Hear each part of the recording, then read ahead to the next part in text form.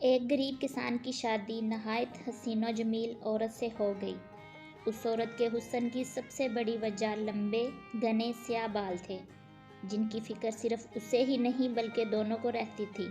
ایک دن کسان کی بیوی نے اپنے شوہر سے کہا، کل واپسی پر آتے ہوئے دکان سے کنگھی تو لیتے آنا، کیونکہ بالوں کو لمبے اور گھنے رکھنے کے لیے ان کو بنانا سنوارنا بہت ضروری ہے، اور پھر میں کتنے دن ہمسایوں سے کنگھی منگواتی رہوں گی۔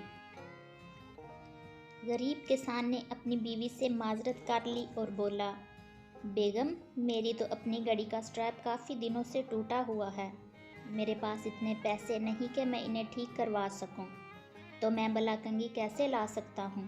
تم کچھ دن مزید ہمسایوں کی کنگھی سے گزارا کرو، جب پیسے ہوں گے تو لا دوں گا۔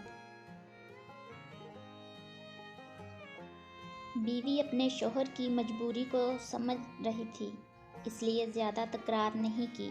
کسان نے اس وقت تو بیوی کو چپ کروا دیا، لیکن پھر اندر ہی اندر اپنے آپ کو کوسنے لگا، میں کتنا بدبخت ہوں کہ اپنی بیوی کی ایک چھوٹی سی خواہش بھی نہیں پوری کر سکتا۔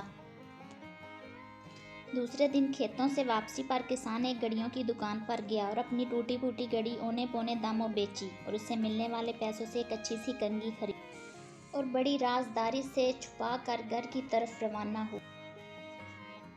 اس نے سوچا، گھر جا کر بیوی کو سرپرائز دوں گا تو وہ بہت خوش ہوگی۔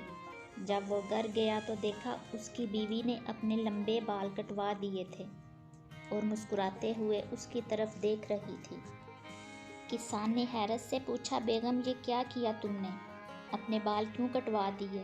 پتہ ہے وہ تمہارے اوپر کتنے خوبصورت لگتے تھے۔ بیگم بولی، میرے سرتاج، کل جب آپ نے کہا آپ کے پاس گھڑی ٹھیک کروانے کے پیسے بھی نہیں ہیں تو میں بہت افسردہ ہو گئی۔ آج میں قریب والے پارلر گئی تھی، وہاں اپنے بال بیچ کر آپ کے لیے گھڑی لائی ہوں۔